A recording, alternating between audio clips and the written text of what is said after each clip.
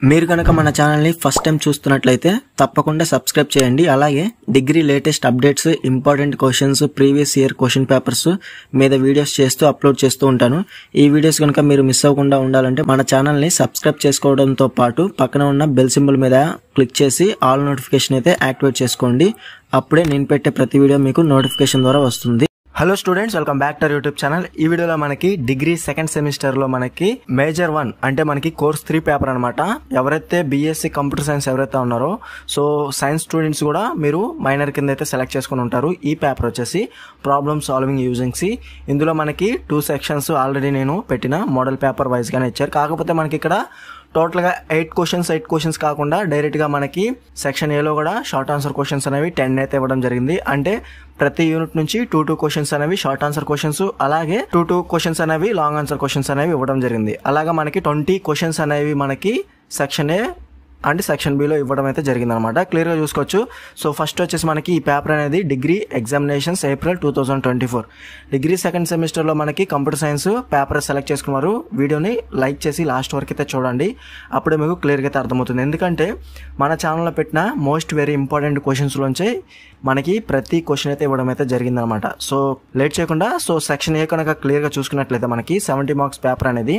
So short answer questions అనేవి మనకి section ఏలో ఆన్సర్ అని 5 క్వశ్చన్స్ టోటల్ గా మనకి ప్రతి క్వశ్చన్ కి ఆన్సర్ కనుక చేస్తే 4 మార్క్స్ అనేవి యాడ్ చేసుకోవచ్చు. అలాగా 5 into 4 20 మార్క్స్ అనేవి ఈజీగా అయితే గెయిన్ చేసుకోవచ్చు. సో ఫస్ట్ వచ్చేసి మనకి యూనిట్ 1 నుంచి 2 క్వశ్చన్స్ అనేవి ఇవ్వడం అయితే జరిగింది. సో ఫస్ట్ క్వశ్చన్ వచ్చేసి explain the functions of various components of computer. అలాగే సెకండ్ క్వశ్చన్ వచ్చేసి what is algorithm, explain features of algorithm.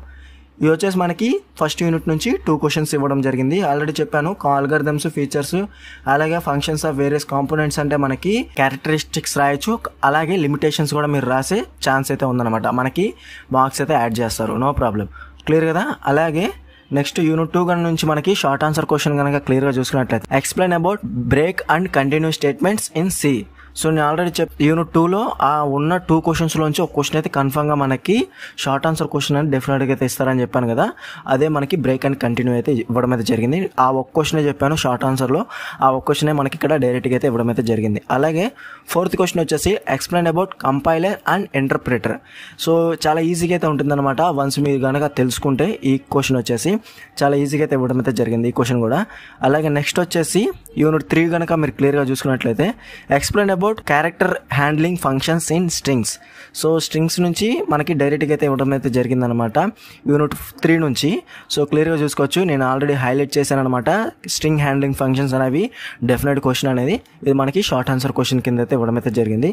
Next వచ్చేసి explain the functions of prototype in C. 6th question అనమాట ఇది.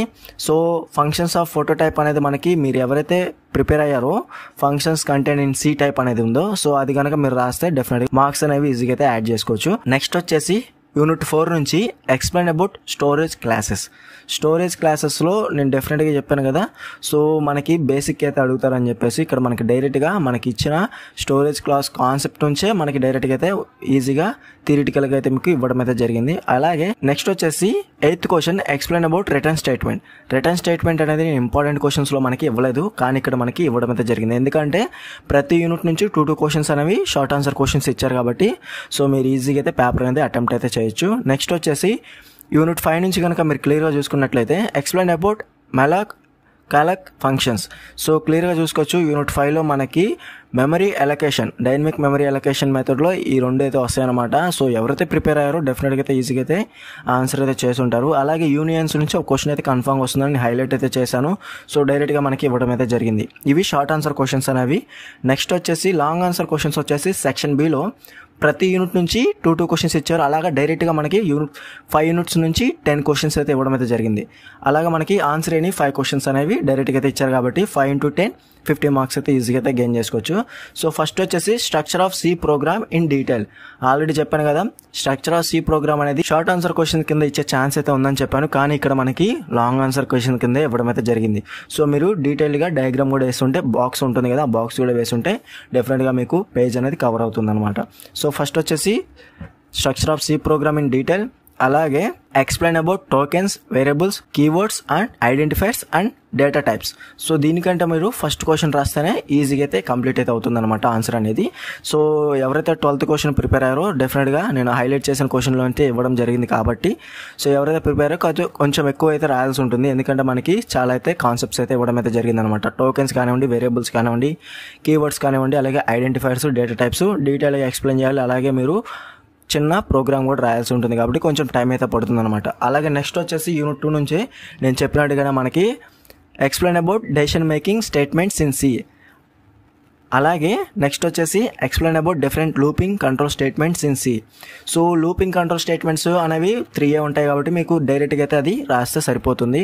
డెసిషన్ కంట్రోల్ స్టేట్మెంట్ అంటే మనకి 5 అయితే ఉంటాయి కాబట్టి కొంచెం టైం అయితే పడుతుంది అనమాట. సో ఎవరైతే లూపింగ్ కంట్రోల్ స్టేట్మెంట్స్ ప్రిపేర్ అయ్యారో డైరెక్ట్ క్వశ్చన్ ఇచ్చారు కాబట్టి 2 కూడా మనకి ఏదైనా ఒక క్వశ్చన్ అయితే రాయగలుగుతారు.